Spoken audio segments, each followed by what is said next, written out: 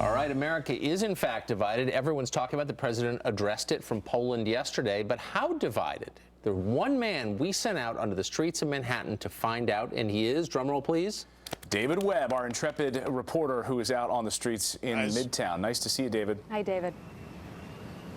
How you doing? So out here in Times Square, and we've got some Dallas residents to talk to as well, visiting our great city. First, I've got Almethea and Shirley. Now, Shirley's here for support, so I've got a little fun. But Almethea, also a teacher in Dallas. So, Almethea, your take on the president's comments on the state of things, being a Dallas resident. We had a peaceful protest marred by the incredible assassination of 5 police officers. Total devastation. I think I'm still in shock over the news of 5 officers being killed innocently, trying to protect others, make sure we're okay, and I'm still at a loss for words. Not looking forward to going home, not knowing what to expect when I get there. I'm sure I have friends that have known maybe some of the officers there. I have lots of people that I know have been officers, and it's just, I just don't even know what to say. I'm hurt. I'm really just hoping that things can get better. We'll have to work together to get through this, and it's going to be tough on the entire city, but we'll get through it. And it's just, I feel sorry for the families of those officers and the co-workers of those officers. So let me ask you a question. I see you tearing up a little bit. Yeah. Look, I lived in Dallas. I love that community. It's a very multicultural community. Great culture, great Texas culture. I think you'll come back. America, the racial divide, is it as bad as people say? Or, we have issues, but isn't this country more united than divided? I believe so.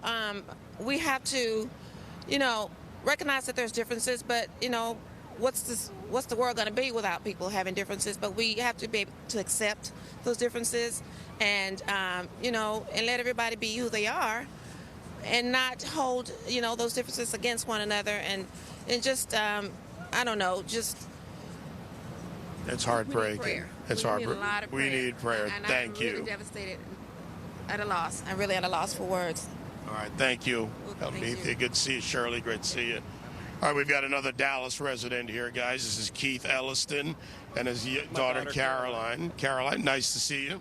Nice to see you, too. All right, Keith, as I understand, your father was a Dallas police officer. Is that correct? Yes, he was retired after 37 years, and my brother is active in the Dallas area today. Okay. And what is your reaction, one, to the president's remarks and to this entire, whether you want to call it the attack on police officers, of course, the assassinations in Dallas? It's really saddening to me as the son of a police officer and having law enforcement in my family and also having a black son. I see both sides, and it's a difficult conversation to have. It needs to happen, but it needs to happen in the right places and in the right spirit. So, these are fathers and husbands. And well, you've got your daughter here, so let me ask you this. How do you talk to Caroline about this?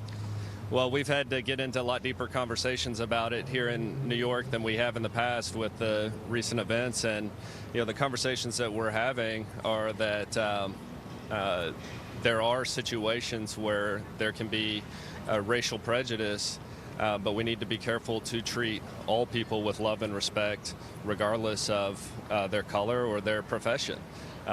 These are dads and husbands who are out there protecting people's rights to protest and helping to keep them safe, and I want to make sure that they're protected as well.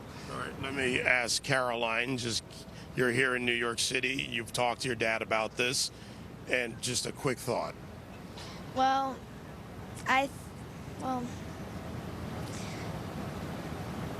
That's okay, it's tough to be on camera, but you've had this conversation as a father and a daughter and as a family. Yeah, and just what is it going to be like for her black brother growing up versus her white brother. There may be some differences there, but at the end of the day, we're teaching our children that we need to respect and obey the police officers. They've got a tough job to do. We need to follow the rules and the instructions they give us as closely as possible, and then trust that they're going to take care of us. All right, guys, thank you. You hear it here from a father, a daughter from Almethea, a school teacher.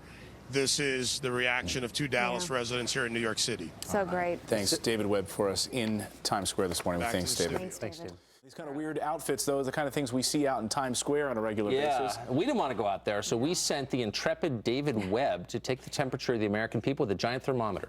Great to see you, David. Hi, David.